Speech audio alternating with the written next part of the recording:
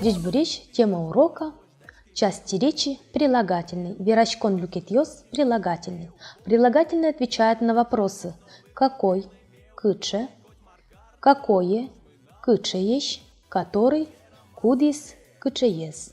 Основные прилагательные – это цвета. 7 цветов можно увидеть на радуге. Радуга на удмуртском – вуюиш.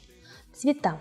Красный – горд, оранжевый – напчуж, желтый – чуж, зеленый – вож, голубой – чагыр, синий – лыс и фиолетовый – бусир. Давайте познакомимся с некоторыми прилагательными на примере домашней посуды.